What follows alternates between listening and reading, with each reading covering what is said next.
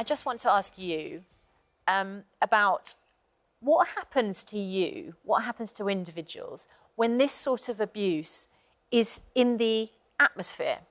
Because Tony Burnett mentioned there from Kick It Out, there is an absolutely horrific criminal piece of social media content going round in the wake. I mean, it actually breaks my heart to even hear about it. My children saw it yesterday. It's disgusting. It is absolutely unacceptable that that has got through any social media filter. And I'm not... These statements from the social media companies saying we take it down instantly, it's just rubbish. Sorry, it's rubbish. That piece of content is out there. And it hurts me as a mum that my children and my children's friends are seeing it. But I can't imagine what it would do to you. Do you know what? We've all spent the last month, you know, willing on our team, willing on our team to do so well. And so yesterday when I watched the show, and I thought, oh, actually, you know, I didn't realise this was happening. So, of course, I went online and I had a look. And genuinely, for the first time ever, I was quite emotional. How a 19-year-old boy who has done everything for his country can be abused online by people he doesn't know. And I prayed that he never sees what was online yesterday. You can go... I kind of became really obsessed with it yesterday. And I was, you know, searching words in Twitter. And you go, wow, all of this can sit in Twitter that anyone has access to. Now, I'm sorry, Twitter, you can take out the N-word from anybody's tweets. You can do... That is an algorithm. I can say the word cheeseburger, and by, you know, this afternoon I see adverts for cheeseburgers everywhere. Yes. How did that happen?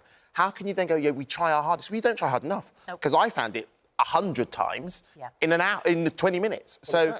If that's your view of the providers, what's your view of the people who actually sent these messages? Because one of the themes of this programme today is crime and punishment.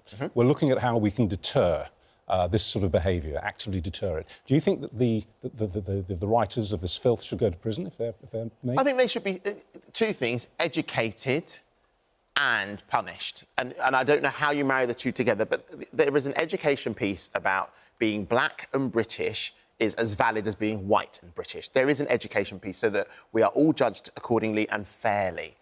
I think the government could do more. There's no doubt the government could do more. You know, we have the most ethnically diverse government that I've ever seen. When you look, Priti Patel, Rishi Sunak, there are so many people of colour in this government, yet we don't just go... You know, why weren't there phone calls yesterday being made, yesterday morning, saying, do you know what, Cressida? Find all these people who've sent these tweets. At least I want them, their doors knocked on them to be, where they can be identified, and them to be told what you did is wrong and is an offence. You know, you wouldn't throw bananas at me in the street. Don't throw bananas at me on Twitter. Yeah, absolutely. I just think it's utterly, utterly shocking. What I hope these heroic players who have more courage in their little toe than most of these people will ever show in a lifetime. Absolutely. And who stepped up to do something under the most intense pressure. On a world stage. I mean, I applaud them. And reading Marcus Rashford's emotional statement yesterday on Twitter, where he thought he had to apologise for missing that penalty. I mean, there's absolutely nothing to apologise for. No, not at all, Marcus. Do you know what? Every single guy in that team went into that match and did the best they could for us. For us, for them, but for all of us as a nation. And they should all be applauded. Win or lose, they should be applauded. And I thought his was a wonderful statement. It was almost poetic, actually. It was so beautifully written. But the fact that he had to write it, the fact that he felt he even had to put pen to paper, as it were, just extraordinary. Also, that you think that's their place of work. They're working, aren't they? Racial abuse in the place of work is wrong and illegal, and you could really... You know what I mean? They're at work in Wembley Stadium. We're all spectators whilst they're working. If somebody's spectating anybody whilst they're working, a teacher or, you know, an accountant or a lawyer. I mean, they're just doing their jobs, aren't they? That's it. But it was interesting, that thing, just quickly, you said, there's a really great piece in The Guardian today from David Olusoga, who's the historian, I don't know if you mentioned it, but he cites in there, he says, during the tournament, the think tank British Future, which looks at British attitudes, released survey results that showed that 1 in 10 people regard Englishness as a racial identity, meaning that in their minds, black people can never be truly English. He says, not many decades ago, more than 10% of people held that view, yet, though outnumbered, that 10% are never silent. And I think that's the point that you were making, that we were born here, we're here, or you came, whatever age you came here, wherever you're born, if you're here and you're representing your country, you are English. Yeah. And yet for a certain number of people, English means white.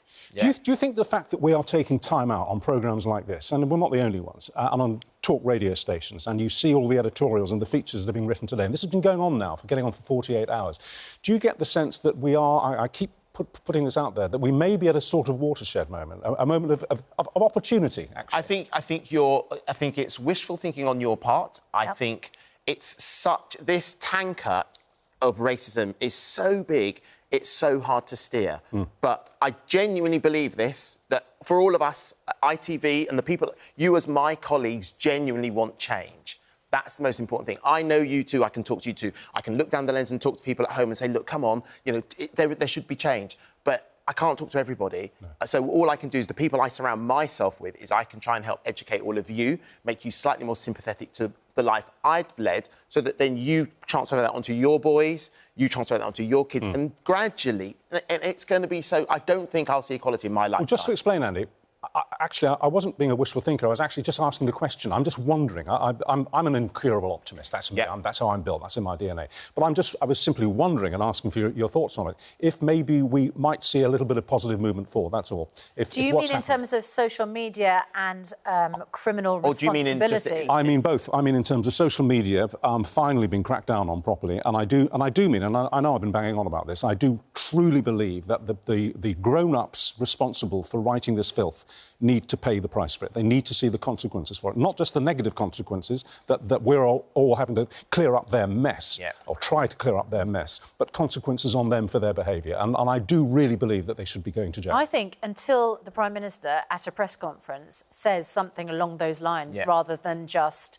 Well, if you just crawl back under the... you can still be out there, just crawl under a rock and then come out when the World Cup's on and then do it again, and we'll have the whole conversation again. No, there should be consequences. That's the key. There should be consequences.